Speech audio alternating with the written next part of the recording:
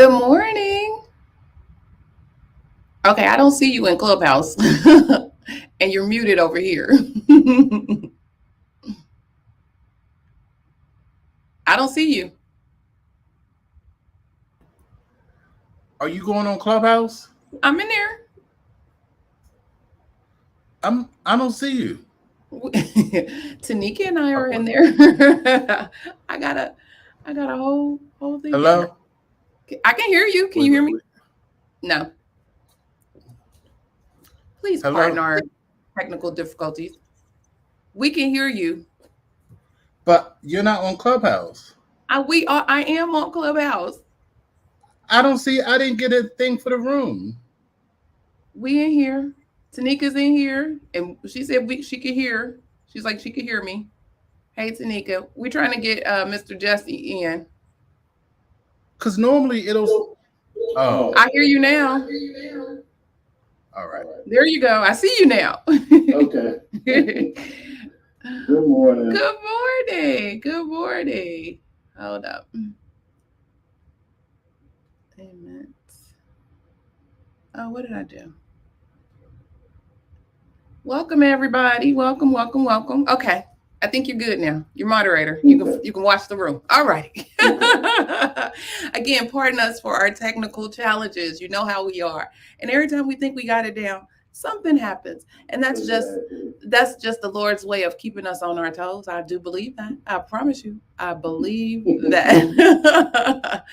So welcome everybody. Welcome to our Saturday morning tea where we discuss health information, news, education, certification, and entrepreneurial tips. See, I done added it to the whole tagline. Check me out. Yeah. I'm Clarice Warner. I am the girl with the pearls. I am the founder and education director of the Professional Reimbursement Network, LLC, where coding education is key. And before I introduce my co-host, today's episode is sponsored by the Professional Reimbursement Network's free email course on the 5 steps to become a certified marketable medical coder. Are you interested in medical coding, but not sure where to start? And scared of wasting time and resources? Let me help you with the right steps to become a certified marketable medical coder. Learn more at bit.ly/5stepscoder. All right. So if you are in Clubhouse, feel free to click the link at the top of the club if you are interested in the 5 steps to become a certified marketable medical coder. If you are joining us via Facebook and or YouTube, then you can find the information in the description box. So joining me today is my co-host, Mr. Jesse, the registered trademark, the coding nurse. Sir, introduce yourself and tell the folks all about you. Good morning, everybody. My name is Jesse. I'm hearing feedback. Okay. Clarice. Go ahead. Let me mute. Maybe it's me. My name is Jesse. I live in Philadelphia, Pennsylvania. I've been an LPN for 29 years. In 2014, I switched over into the world of HIM and I became a medical coder. And during the pandemic, I created a company called the Coding Nurse LLC, where I help other nurses and people who have healthcare clinical experience to transition away from the bedside into the wonderful world of HIM.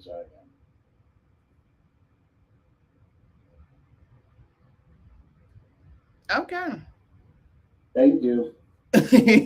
Look, with the mute button, I have to find it. Okay. So good. Let me bring us back. All right. So today, how was your week? It was pretty good. Okay. My class is going well. I emailed you. I saw. I'm sure there will be some tea spill, but I saw. First, let me say, if you are in Clubhouse and you want to join in and add to the conversation. Raise your hands. Mr. Jesse is moderating over there. We'll bring you to the stage. Remember, this is a learning platform, so this is an opportunity. If you're new to Clubhouse or just in Clubhouse and want to see what the other side looks like when you come to the stage, then feel free. Come on over.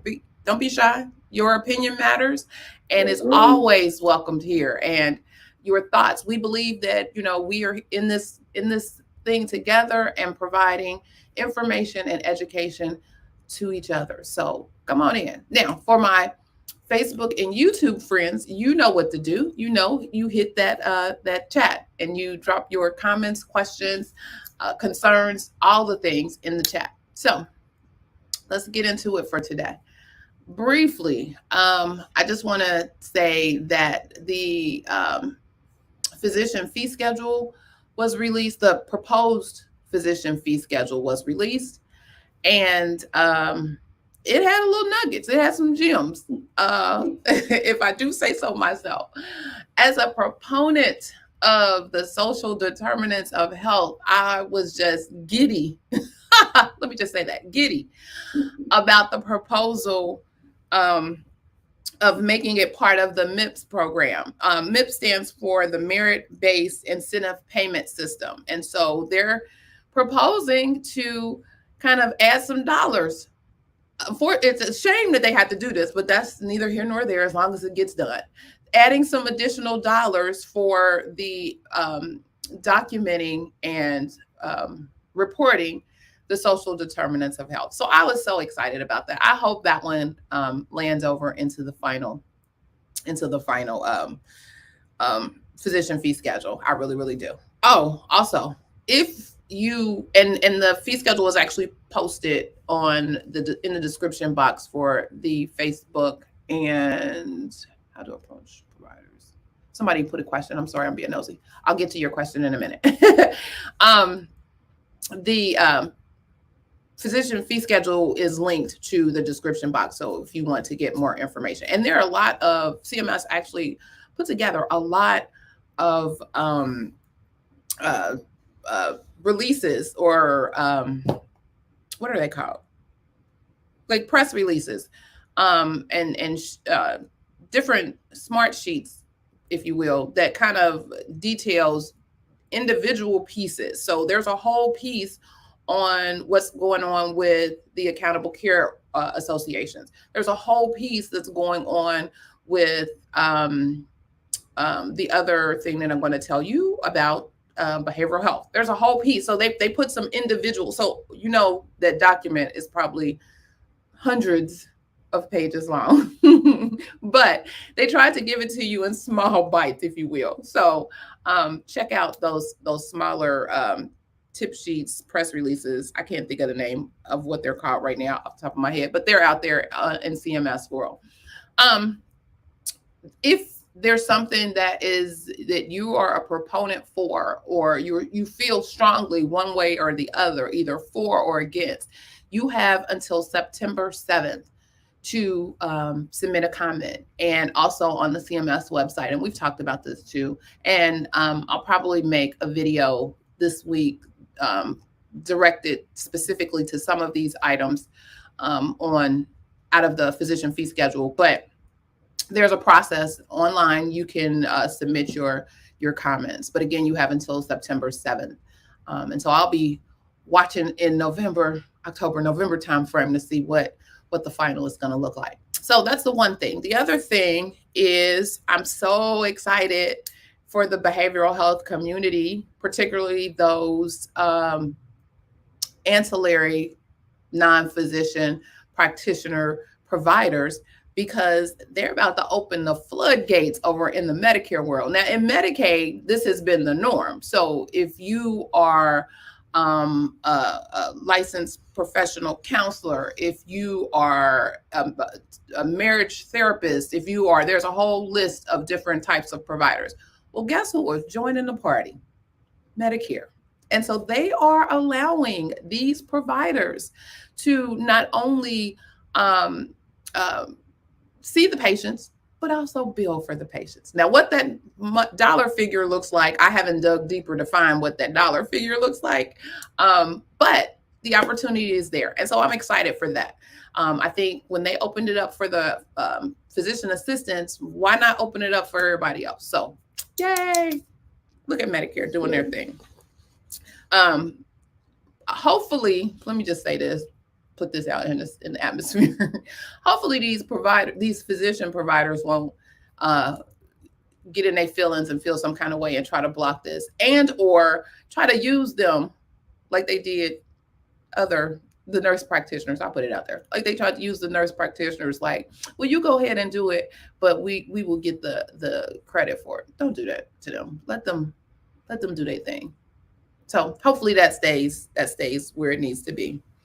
Another thing is there will, and I think I talked about this before, there will be changes to evaluation and management. You knew it was coming. So some of the other areas, your inpatient hospital services, your emergency department services, long-term care services, so on and so forth. So there will definitely be some changes. I'm sorry, the questions are hitting me. I'm gonna get to your questions. I promise. So there will definitely be some changes, just like they changed the outpatient office and outpatient services, office and other outpatient service evaluation and management services. They're making those same types of changes to other areas. So inpatient folks, strap on, here it comes, get ready. You can join in some of the fun that we have. And I think that's a good thing, because I remember was it last year? There was no, it was the year before last. Excuse me, there was an article put out by AAPC that one E&M code for inpatient and one E&M code for outpatient, they found that it was being overused, and it was overused to the sum of like $800 million in a year. That's a lot of money. So, of course, you have people who always try to go for the maximum, and I always found the E&M leveling to be convoluted, because they have the guidelines, but it's like the fuzzy area, and it's like, is it this, is it that, and then they try to, So I'm glad that they're trying to simplify it, because it really did need to be simplified, because that way you can really cut down on all of the excess and the upcoding. So here's the thing. It's simplified because it's focused. So there's still some leveling that occurs. With the electronic medical record, the opportunity presented itself to somewhat game the system. So particularly for your follow-up patients, or your subsequent services, because you needed 2 of the 3 key components. Well, your 2 of the 3 could have been the history and the exam with very little medical decision making, and you would have received a high level on paper E&M service. But just because you examined everybody's system to get that high level exam point, and just because you asked every single question under the sun in the history to get that high level history point, but if your patient just came in for a cough, a common cold, is it warranted? So again, it always goes back to the medical necessity of why are you looking at all these body systems? Why are you asking all of these questions? And is it justified? And that's where it got sticky. And so again, because the electronic medical record made it easy to click buttons and do all the things to get those levels, they're like, no. We need to understand why you're doing it. What have you assessed? What's going on based on they want you to work. Provider, work. Show the work. Show, after all of that you've done, what is now the assessment, and what is your plan for this patient due to that assessment based on how they're presenting to you on that day. So you still got leveling happening, but that leveling happens just in the medical decision-making portion. And so if you go that route, but then there's another route, because time is also another factor. So you either do medical decision-making or you do time. And they got some real tight restrictions on that time thing, so folks think, oh, I can just do, it's kind of tight. So, you have to make sure you follow the guidance related to that. So that made it easier for providers to kind of sort of understand the leveling piece or understand what the levels of the services were that they were providing to their patients. But you gotta be in the know. You gotta know what you're doing and know what that documentation looked like. I audit records every day, and I still see there's some concerns and issues because some folks just don't get it with the documentation. I'm sure anybody who's in any medical record and deal with any provider knows that there's still some documentation challenges from providers, and so there's still mass education that's going on even on the office and other outpatient services. So I can only imagine what this education push is going to look like for providers, coupled with all the other educational endeavors that need to happen, like with, the CDI and all of those things. So it's going to be interesting. But yeah, I'm glad that at least we're finally at some point coming together where we're not listening. We don't have feet in two different systems, because that's confusing. That's a mess. That in of itself is a mess. And if they start auditing and say you are a provider that provides services in offices, but you also provide inpatient services, you living in two worlds, and that's a mess. And that's unfortunate, and it's not fair. And hopefully, they won't do a whole lot as it relates to the auditing of that part. So that's another thing that's coming down the pike on the physician fee schedule. And then the last thing I'll mention, and Mr. Jesse, I'll let you jump in. I called you Mr. Jumpy. Listen to me. I'll let you jump in. Is the shared split services policy. So last year they put together this whole thing on shared split services. If you're a provider who works with non-physician practitioners, the push for shared split services. They were trying to, I think, coordinate it with the new changes with E&M for the inpatient side, and kind of sort of make it easier, if you will. So they were saying for shared split services, you have to have the person who bills document and provide the substantive portion of the visit. Well, in this policy, they were saying that portion is based on time. So if you put the time in, that person can get the credit. Well, they're like, they walking that back. So all of the things in that policy, first and foremost, will be delayed. They're delaying that until 2024. So most of those things you can rest assured. But one of the things that they're actually proposing to move forward is to remove the time thing. Well, not to remove the sole time thing as the way to determine who gets to bill. So they're going to allow the provider to either use the history, exam, and medical decision making, or time to determine which provider who provided the majority of that visit to bill and have the documentation there. So that's going to be interesting as well. So those are the few things. I mean, like I said, it's a whole bunch. It's hundreds of pages long. So it's a whole bunch of stuff in the physician fee schedule. But those were the few things that I thought I would bring to you all's attention this morning. Mr. Jesse, I'll mute and you can have at it. Well, you pretty much summed it up. I mean, we have to really wait until they come out with their final rulings to really see how it's going to really, affect, our day-to-day operations. But I'm like I said earlier, I'm just glad because, leveling is always a problem, especially when you have to do all three, then you have to also consider time. So if they can just cut it down to just having to level medical decision making and or time, and they are very, the whole time thing most providers seem to be pretty good because they love that, especially now with the EMRs, they love to put that, more than 50% of the visit was spent counseling. So they. I think that phrase is on speed dial. On it's embedded. It's a smart phrase, or it's one of those dot phrases. That's what it is. It's dot phrase in a lot of systems that boop automatically shows up.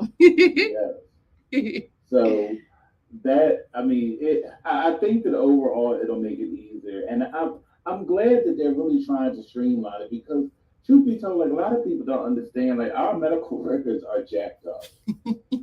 Like, the document is not consistent. It's all over the place.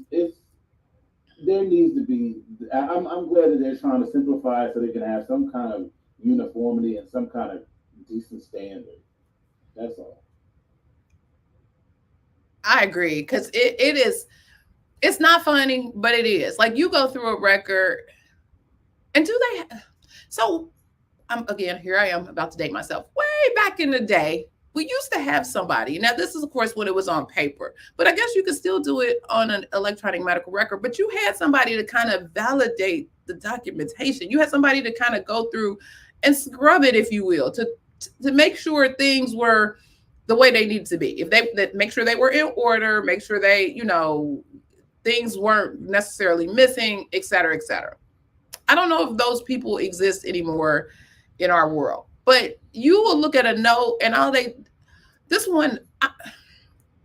provider, it blew me away. So I'm trying to understand, like, why do you do this?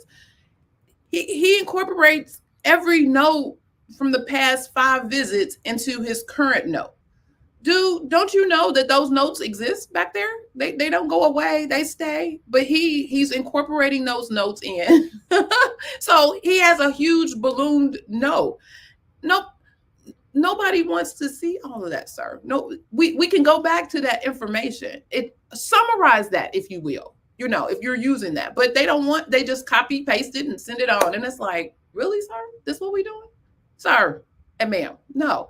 But again, I don't think the person exists anymore that goes through and kind of cleans those things up. And so you see that type of foolishness. And then on top of that foolishness, what happens when the information is no longer valid? So something that happened 4 visits ago don't apply to your visit today. So that's going to skew all the stuff that you did based on your assessment and or plan. That's the part that they don't quite get or quite understand or quite realize. Dude, you didn't check what you did back 4 visits ago, and now you just incorporating it into your current visits. It was wrong then, it's wrong today. Hello. But yeah, those are the things. Okay. I think the other thing I wanted to mention, as a housekeeping note, we will not have, unless Mr. Jesse is feeling froggy and he wants to do this on his own, and I can teach him and show him how to do it on his own. We may think about that. But I won't be available August 6th or August 20th. I'll be traveling. So there's no way I can put all of this together. But be on the lookout. Either September, we haven't ironed the date yet because I supposed to have been in there in July, but either September or October, we are definitely going to host a live shoulder to shoulder, elbow to elbow Saturday morning tea. I'll be joining. And I've also had some other folks that said they want to come and visit as well. So we're going to have a little room. We're going to have a little session. So we'll have a little audience. Yay. So I'm thinking bigger, believe bigger. Because the next thing you know, we can be putting this on the road. We'll come to a city near you. Don't play. But anyway, you know me, I'm always speaking things into existence. The last thing is AHIMA. If you are a AHIMA member, AHIMA voting is on and popping. Let me just throw my plug out there. Remember the name Tanya Bates. Hit Miss Tanya Bates up. I think she's doing something, I want to say speaker elect is the position that she's going for. She's one of my fellow OHIMA, Ohio Health Information Management Association board directors, and so we are pushing her. Unfortunately, I think they only got like 1% of the membership that voted. Come on, y'all. I already voted. I know you voted. I know those who are engaged in the process, but everybody else, come on, y'all.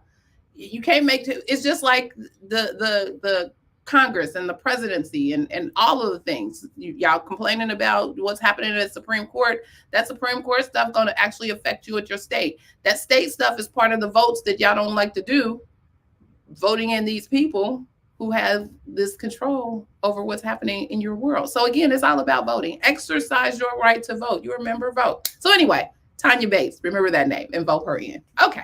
That's all I got. Oh, good morning. Let's see, we got some folks. Good morning, Carla Howard. And good morning, Vicky. Hey, lady, how are you? Okay, we got some question as well. Mr. Jesse, did you let me mute and turn over? Okay. Let's see. So Jasmaran says, how to approach, I want to say that's providers, and convince them to become our client. So I think this is convince them. Okay. Thank you, sir, for the interpretation. So this is going to entrepreneurial tips and tea, I guess. So, Mr. Jesse, you want to attack this or tackle this or have comments on this? Well, I have just a couple tips. Like, well, I'm not to become a client. Let's just say I don't know whether it's billing, coding, or whatever. But whatever it is, I would. Is it like a provider you know? Is it a cold call? Is it what kind of lead is it? So if it's someone you know, you can just simply just have an informal conversation. I offer this kind of service. What do you have currently in place? Are you happy with what you have currently in place? I will be available to help you do blah blah blah. And the other thing, and all of those things are definitely true. Other thing I would add is just make sure you show some value. So especially if they don't know you from Adam or Eve, show some value, show something that it is that you've done or assisted somebody with, or a testimonial or something that says, hey, this is something I've done. This is how I can help you do XYZ. So that is one way. And again, you don't necessarily want to convince them. You want them to know that they made an ideal choice in selecting you as their person who provides whatever service it is. So yeah, that would be my thoughts on that. Yeah. Okay. Cynthia? That's a different way to spell Cynthia. Okay. Cynthia says, if you missed your certification date by a year, girl, do you have to retake the test? I think it depends. One of them, I don't know if it's 6 months or does it cut out to a year. I think I want to say the AAP or AHIMA gives grace. So it depends on which certification you're talking about and which certifying body that you're working with. One of them gives you some grace. You got to pay a hefty fee though. you gonna come out your pocket one way or the other. So you gonna come out your pocket one way or the other. But I can't remember if that year. I'll do some research on that. I can't remember. Mr. Jesse, do you know? I thought one of them is like, if you miss it by the day, sorry, you out there. But the other one, I think there's some grace. I think AHIMA used to give grace, but I think they kind of cracked down too. Did they? Okay, because I know AHIMA used to allow some grace where, okay, well, just pay the money, pay this additional money, and yeah. So, but a year is a long time. So I would think you probably need to retest. To know for sure, you need to go out. If it's a HEMA credential, if it's an AAPC credential, definitely take a look at their websites. They'll definitely tell you what you're looking at as it relates to your certification. Oh no. I just pulled it up. So can you? So it says, effective January 1st, 2021. This is a HEMA. Effective January 1st, 2021, the recertification process will no longer include a 3-month grace period following the end date of your recertification cycle. At the end of your 24-month certification cycle, if you have not met the recertification requirements, then your certification status will become inactive. If you do not meet all of the recertification requirements, your certification will remain in inactive status for 180 days before going revoked. So 180 days is 6 months. Mm-hmm. So you got 6 months. Otherwise, you got to retest. Are you looking up AAPC too? Let me look up AAPC. While you out there in those internet streets.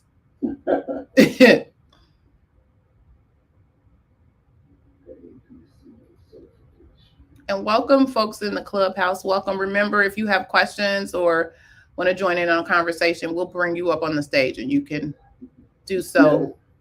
Yeah. Will is on the stage, but she's on the phone. Oh, that's what that means. Yeah. Oh, see, that's a look. That's some. See, I'm learning new Clubhouse icons. There we go. I didn't know. Okay. All right. All right.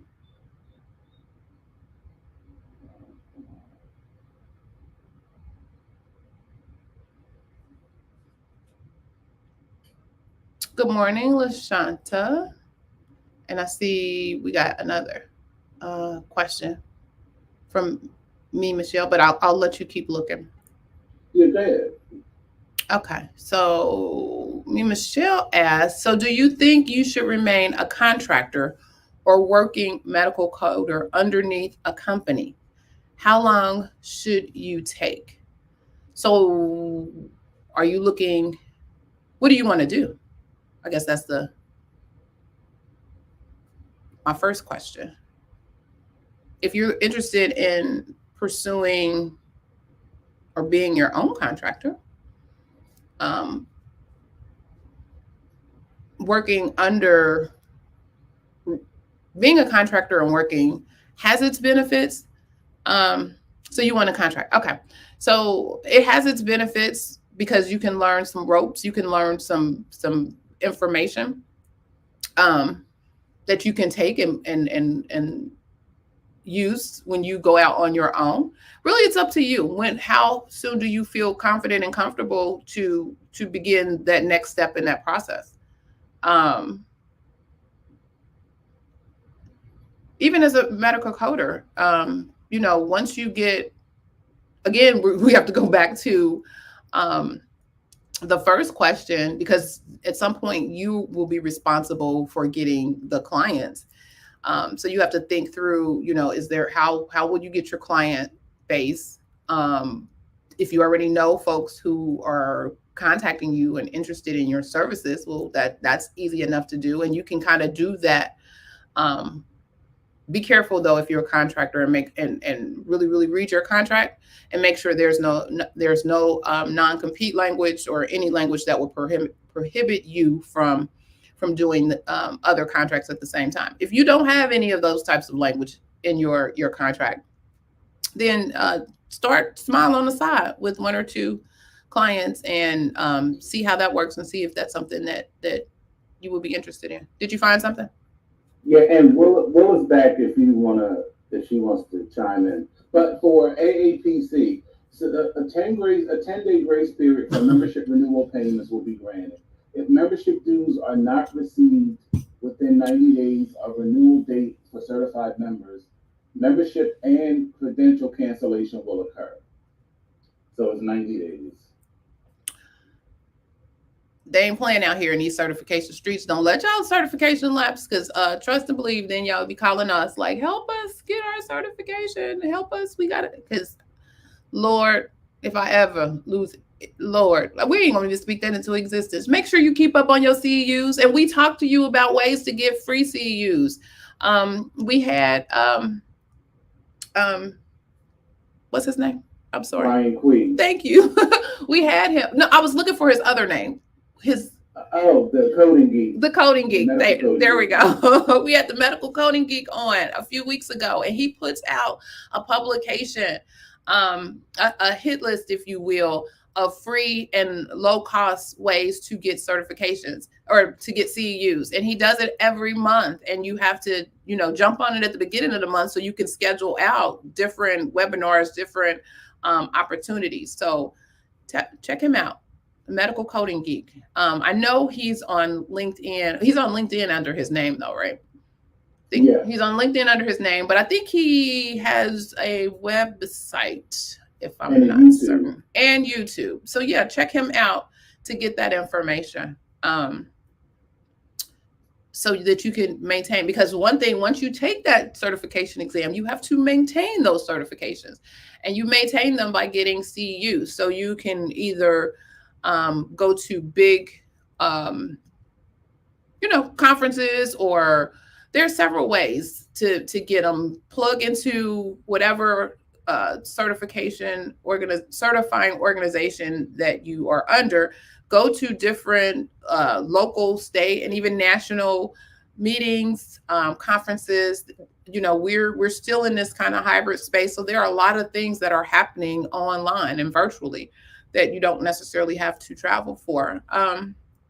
But yeah, I try to maximize and go to something that I can get CEUs for all of my credentials across the board. And so look for, especially if you are multi-credential, look for those types of opportunities where you can get it all in one swoop. When I did my CDI training, thank goodness, I got CEUs for AAPC, because AHIMA and AAPC now they cross honor. So I got CEUs for AHIMA, AAPC, and for nursing. Yeah, that's what's up. I always look for my AAPC, my AHIMA, and my compliance certification. So, and a lot of them are real lenient. As long as you can show that, there is some sort of connection to different things that you attend and different things that you go to, they'll allow it. So yeah, don't let those things lapse. And LaShonda said, right, not even trying to test for CPC and COSC again. Girl, no ma'am. No ma'am. All right, so Willa's off the phone. Hello, Willa. Hello. Hi, good morning, everybody. Good morning, Willa. Hi, thank you, Jesse. I'm not sure. Well, anyways, I'm just asking my question. I wanted to know, as a coder, business person, what software do you all recommend in terms of ensuring that you're HIPAA safe, you're following all those kinds of guidelines, and like basically, how do you manage your data? Well, you don't have any data to manage other than the data of your employer. So if you work for someone, they will supply the software. If you are an independent contractor and you're providing auditing services, you're still using their network, their login, their password. But if you're a business person, you should also have a contract with them for your services, and also you should have a business agreement, because then you become a business associate of the entity. Okay, all right. Thank you. I was just wondering about that. I was going to say that's exactly right. You get that BAA, you tighten it up, and you follow under there. Now you have to make sure. So if I'm a paper person still, don't judge me. So I may still print certain items. So, because I'm not staring at a computer screen all day. Really? I cannot. So I will print, because I got a hammock in my backyard. I can take those charts and I can go sit in my hammock in my backyard and audit to my heart's content. I don't have to stare at a computer screen. But anyway, so I will print. And then, at that point, I'm the person under my BAA who is responsible to make sure that information and those records are protected. And so again, according to my BAA, their parameters that I have to work through. So if you are a person like me, make sure you tighten up and understand what allow and what you need to do as far as shredding, and then have that conversation with your client as well to tell them, hey, because I had to tell mine, like, I'm a printer, y'all know this, and so I make sure that I can shred the information after I print it. Thank you. I have one other question. You're welcome. This is what, as a nurse, Jesse, starting out and getting clients, any recommendations, any gems, any tips? I've been thinking about this, and I've done a coding class. I'm a registered nurse, as you know, and I have been thinking about trying to see if I like it. I've always been interested in it, and I wanted to know any recommendations, like what would be needed. Remember a long time ago when you had you had to have a library of your ICD-9 books and all of that. Is that still applicable now? I mean, I know a lot of stuff is online, but would you start out with trying to get those kinds of resources? Well, I think you have to, first of all, when you say that you took a CPC, you took a coding course, are you certified? No, I'm not. I just wanted to get more information to see what it really entails. I in home care and as a director of nursing, you do a lot of a little coding and so on. So I really wanted to understand that process. So now I think I have an idea. So now I'm like, okay, what would be my next step? Okay, so if you're trying to make this a business, first and foremost, you have to have credentials. Mm-hmm. That's number one. No, like certification. Yes, nobody's going to give you a contract, whether you're a nurse or not, if you're not a certified coder. Because what happens is, let's say you code something incorrectly, and then they go, because they're going to rely on your expertise. And if these people appeal and they go to CMS and CMS rips them to shreds, then it looks bad on them and it looks bad on you because you coded it incorrectly. So you would definitely need to be certified, number one. Number two, you would need to work and get some experience. You can't just get certified today and then I have a business tomorrow. That's not how that works. You have to know, you would have to go through, I don't recommend anybody really look for a client until you have worked at least a year in whatever specialty you want to do. Now you can't audit same-day surgery if you never worked same-day surgery. Exactly. You're not going to know all the ins and outs, all the nuances, all the modifiers, all the requirements, the anesthesia. You're not going to know any of that. And as a client, nobody's going to train you. You're supposed to know all that. They need you to come in and audit. They don't want to train you. You might get a day or two to use their EMR, but that's about it.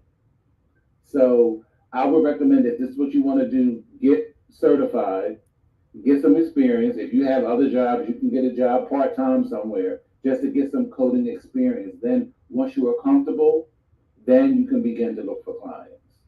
Okay, and the last question, you said somewhere. Where is the where?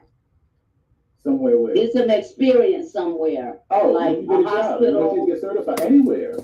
Okay. Because you have to ultimately, if you want to code outpatient, then if you want to get an outpatient client, then you need to work an outpatient. If you want inpatient clients, then you need to work inpatient. Got it. Great, thank you. You're welcome. Yeah, I appreciate it. All right. And let me also add to that, as you mentioned, the expectation of the client is that you are coming in as the consultant. You're coming in as basically an expert in this particular area. So you definitely need some experience behind your belt to do that. And they can potentially weed you out just by having the conversation and questions, and they'll know, not at all. The other part is, even if you are out here in business and you are working, and to Jesse's point, if something happens, something goes awry and CMS rips them to shreds, they can rip you to shreds. So I would always recommend that people get their professional liability insurance. You need at least $1 million worth of insurance, and it's not really, really expensive at all. But yeah, don't protect yourself, because you protect yourself. Yeah, we've talked about how these audits are out here and the scrutiny related to those audits. And, yes, you're standing on the word of what it is that you saw based on that documentation, but you need some protection as you stand on that word. And so make sure you get the appropriate insurance. That's a business tip. That's some tea as a business owner and operator. Get your insurance. Because I pay $42 a month for my E&O, and that's about $1 million. Mm-hmm. Yeah. So get your insurance. It costs to pay the boss, y'all. Spend that money to protect yourself. All right. Well, thank you, Miss Willa, for coming up. Don't forget, everybody, if you're in the Clubhouse, you see folks, they coming in, they talking, they got something going on. Follow. We all about networking over here. And Miss LaShanta says she worked 3 years as an ortho coder before she got 1099 contracts. You go, girl. That's what you do. She also says she got her E&O, $1 million worth of E&O insurance, and she paid $350 yearly. Yeah, so get your stuff. And then they have, certain, look, I'm not going to plug insurance carriers, but certain insurance carriers also have now something related to security and protection of data. And so that's another little layer that they can add on for insurance as well. So get your insurance. All right. Well, Mr. Jesse, how's it going again? I'm waiting. It's coming along. I mean, this summer, so it's been, I'm excited for my new class. I'm glad it got started, and they seem to be excited. Cool. It's always exciting when it's fresh and new, but when that work start hitting you and you like, well, what in the world? They be looking cross-eyed. And of course, to me, that's when the additional work comes in, because you already know, like you have your curriculum set, you have your curriculum built, you have your objectives, what it is that you want to teach them. But then when they start looking like, I can't do this, then that's the extra added. You have to support them. You have to encourage them. You have to push them along. So that's the additional piece that folks don't tell you as an instructor or educator, that you're required to do. Now, if you don't care, you'd be like, well, if you don't do it and you don't get it, that's on you. I'm one of those caring instructors. I like to see the light bulb. And so I want you to tell me, so I know you got what you need and we can move on to the next, because it builds upon. So yeah, that's that other, and that's the part that like wears me out, because I'll be like, Lord, let me help, push. Like I had to push you, push. Like I push everybody, push. To get them to their greatness. I want to see everybody win. So yes, definitely.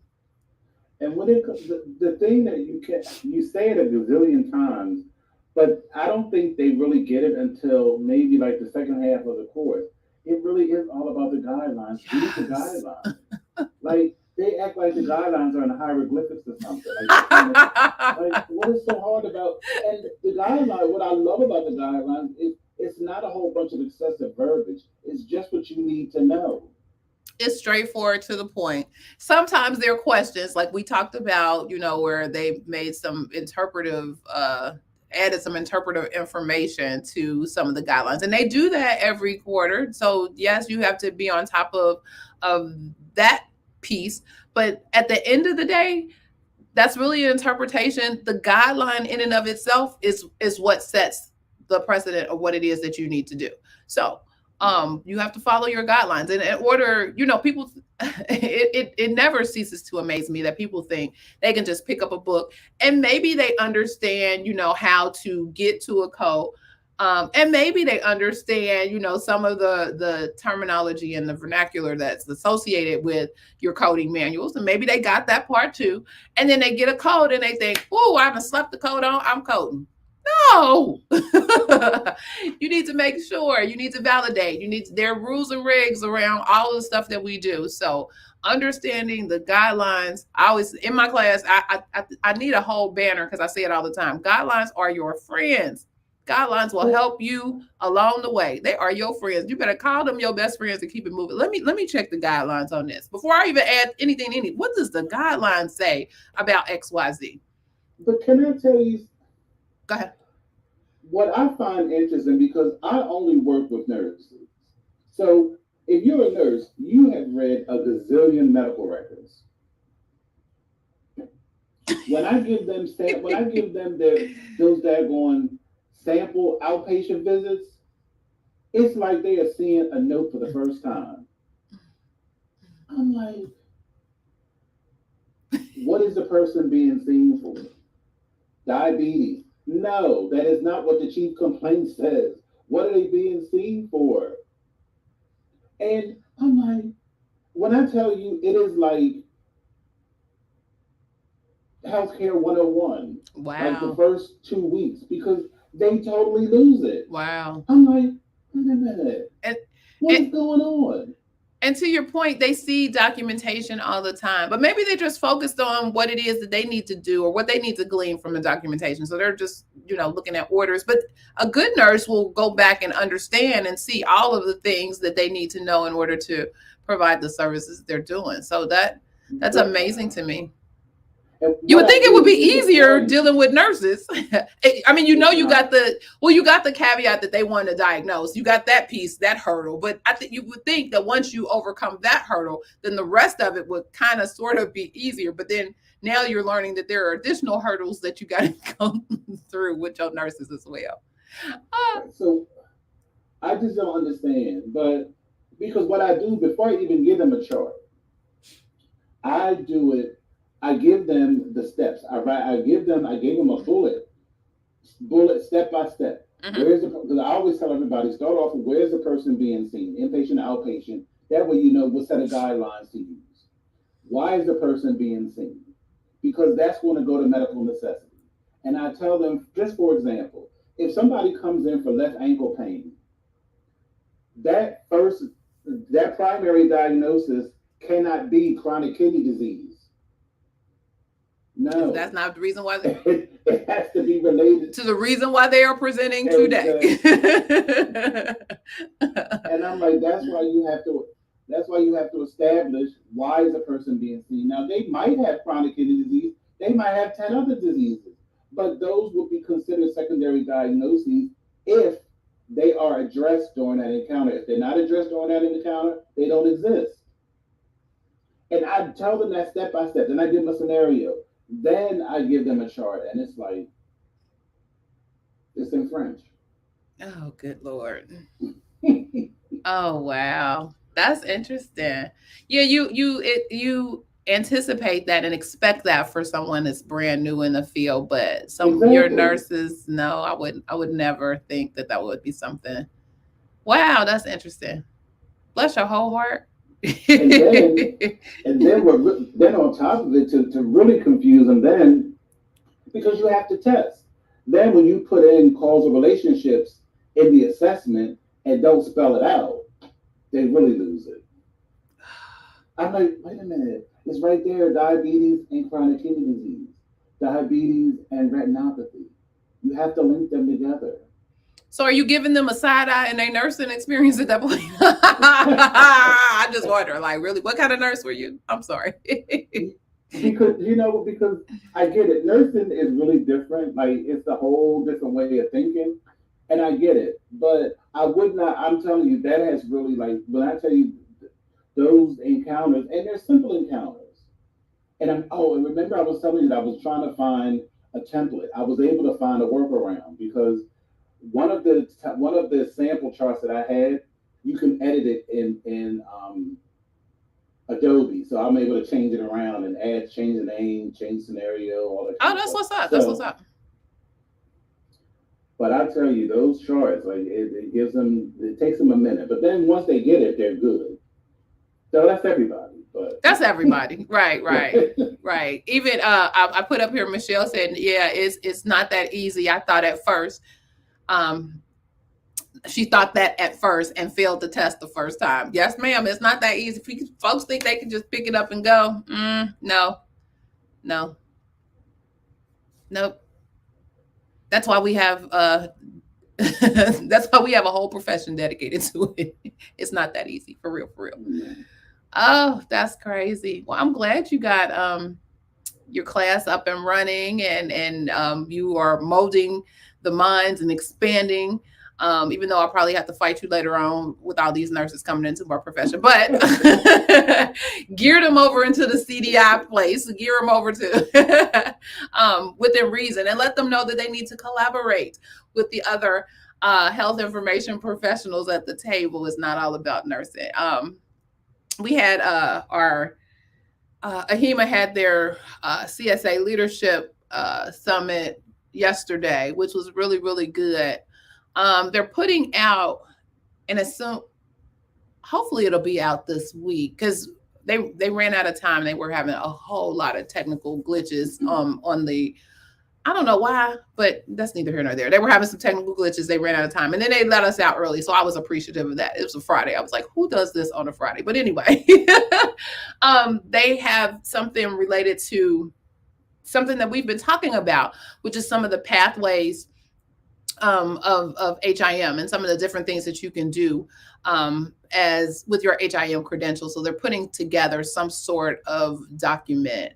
They were supposed to go through that, but they ran out of time. But they're going to post it so that we could have the information available. So we may dedicate one of our T's to, kind of highlighting some of those things, and if there are links to things, making sure folks have that information. So if they're wondering, where can I go? What should I do? Oh, and I still need to, that just brought to my remembrance. What happened with our data? Did y'all have that conversation? You and the lady who is the data analysis guru. And yeah. Did y'all talk? We did have a conversation. She's busy last weekend, and this weekend she's in Martha's Vineyard. So I think next week. She up there with Barack and Michelle in the vineyard. Okay. Good for her. That's what's up. But they got internet on the vineyard. It's like, let me stop. I'm just saying. I don't know.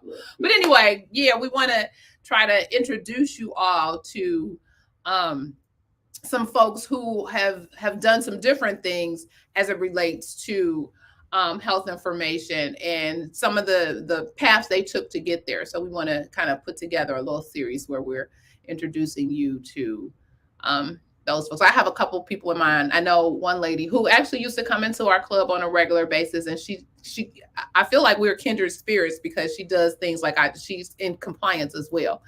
She made the transition over into compliance, and so I'm gonna see if I can reach out to her and get her in, just to give us some words of wisdom, spill a little tea, and provide, maybe an opportunity for somebody if that's the path in which they want to go. So I know we're going to probably do compliance and definitely talk about data analytics, because that is like the buzzword in healthcare. You can pretty much, whether you're working within a healthcare organization, the government loves anything data. You can always, kind of vie for some of those government positions and or contract with the government if you're into that entrepreneurial, don't sleep. They're looking for all kinds of folks to provide different services for that. I didn't realize exactly how much money is out there in government contract. They contract out everything. So and they increased it recently.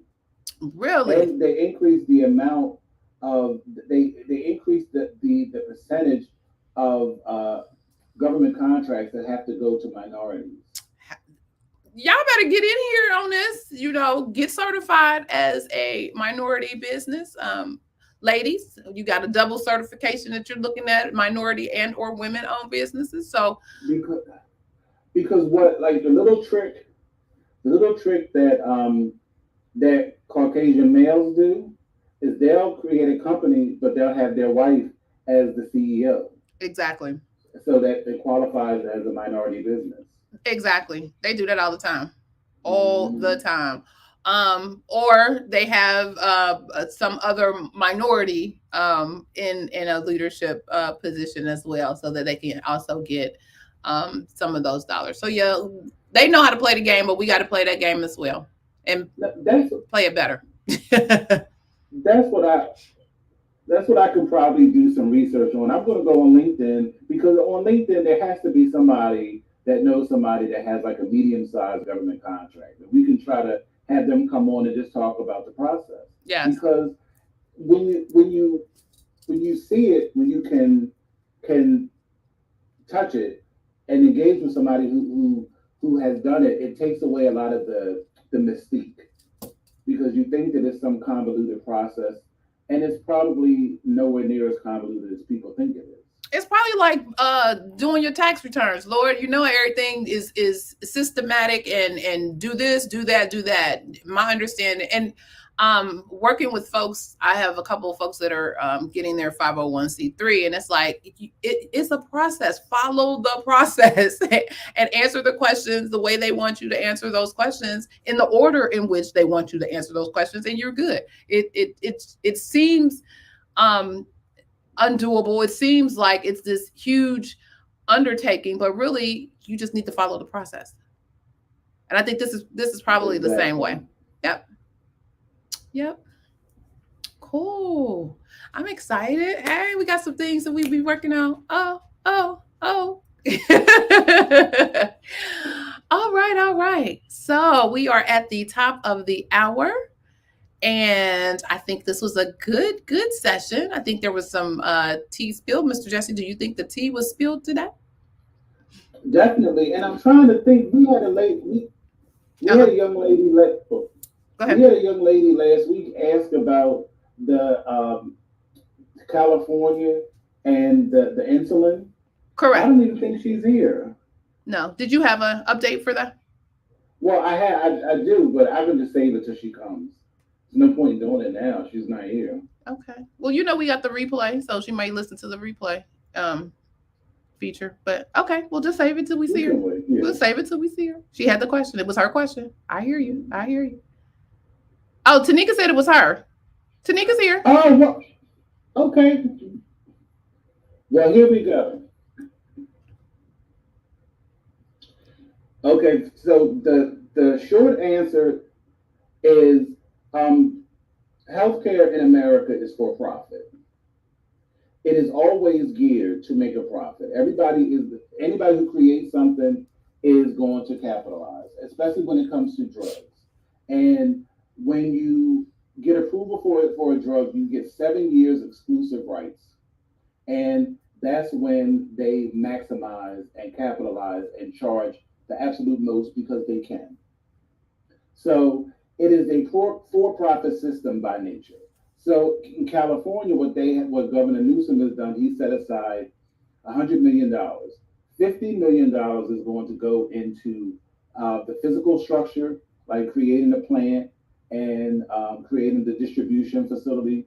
Then another $50 million is going to go into drug development. There is another company that is a nonprofit lab in Utah. They already have a company. It's called Civica RX, CIVICA RX. They are currently developing an insulin that's going to cost $30 per bottle. Wow. And that is like 90% less than, because the average American spends between, they said, $300 and $500 a month on insulin. Mm-hmm. So this insulin that they're developing is pending federal approval, and it won't be available until 2024. Cool. Well, that's some information for me as well. My mom, she takes 2 different types of insulin for two different times of the day. So, yeah, it's a hefty bill. So that will be interesting. Because I was also thinking about getting on one of them buses to Canada and figuring that one out. Don't get me started. Because at first I thought, when I found out, when I was doing my research and I came across Civica, I thought that California was going to kind of merge with them. and work with them, but they already started the process. So California has to, I guess they'll use their in-state scientists to create their own, and create it and produce it. Yeah, she said, I'm muted. She said, yes. Wow. Thanks for all the tea. It was very interesting. Great, You're great, welcome. great. See, we answer the questions. Y'all put us to work sometimes after the fact. We like, wait a minute. Huh? So that's what's up. That's what's up. Appreciate that. Appreciate that. See, we're a warm, welcoming, helpful. You're welcome, Cynthia. We're a warm, welcoming, helpful resource for the health information profession. So stick and stay. Join us every Saturday morning, except for those 2 Saturdays I told you in August. We are serious about our business. That's right. That's right. That's right. And wanting to help and see others win and succeed. There's plenty of room out here for us all. Okay. So, Mr. Jesse, did you have any other closing thoughts? No, once again, I'm just grateful that you created the space. I'm glad to be a part of it. I'm glad we're adding value, and I'm glad that everyone comes back every week and supports. Yes, thank you all. Thank you all for your support. Thank you all for your questions. I joke and kid and say, y'all put us to work, but we appreciate it because we learn too. We learn just from like, well, wait a minute, they did who? They did what? We doing what? We kind of have our eyes on certain. I hear feedback too. We have our eyes on certain things that that we're used to seeing, and so we make sure. At least I know I do. Make sure, and Jesse does as well. That we provide you information related to that, but then you guys have your eyes on other things that we may not necessarily focus on. And so you bring that information and we can share that around for others. Because again, you never know what somebody else may need. And so, yes. And as I tell the folks in the Clubhouse all the time, make sure, you see people, they're in the room, you never know what value they may have and what they can offer. So just, it takes nothing to follow, nothing. So follow them. You never know where that follow may lead you. So again, thank you all for joining the Saturday morning tea. Again, I believe the tea has been spilled. We had some confirmation from not only Mr. Jesse, but others in the room. So thank you. If this information was valuable for you, help us share this message and others by liking the videos, sharing the videos, and of course, subscribing to our channels. Where are you? Come on. What you waiting on? It's nothing to subscribe. And don't forget to hit the bell for notifications of our videos as we post them. And then you can also check out the Coding Nurse YouTube channel. Mr. Jesse got a channel over there on YouTube as well. So check out his content over there as well and subscribe to him also. Last but certainly not least, to my Clubhouse folks, make sure you click on the little green house to join in the fun in our club, and you will be notified of our live broadcast, which usually happens Saturday morning, 9 a.m. Eastern Standard Time. One day I'm gonna just pop up in Clubhouse and act a fool. I'm gonna do something just in the clubs, just for the members to see how that goes. I'm gonna do that. You are so welcome, Michelle. You are so welcome. Thanks for joining. So, with that being said, this again has been a great session. I love when we have great sessions and we're able to provide value and help somebody else. I love this. This has made my Saturday. You start my Saturdays off right. I have my tea, the tea that's been spilled, the tea that I get to drink, and then I just go out into the world excited, rejuvenated, energized. So thank you all. You helped me. I'm sure Mr. Jesse can attest to that as well. So yeah. Thank you all. So remember, be safe, be kind, and don't wish for it, work for it. Until next time, you do this all the time. Go ahead, sorry. When we disconnect from Clubhouse, I'll talk to you backstage. Okay, cool. I'll hang up. All righty. Well, thank you all. Until next time, take care, and preferably we'll see you again next week. Bye-bye, everybody. Bye.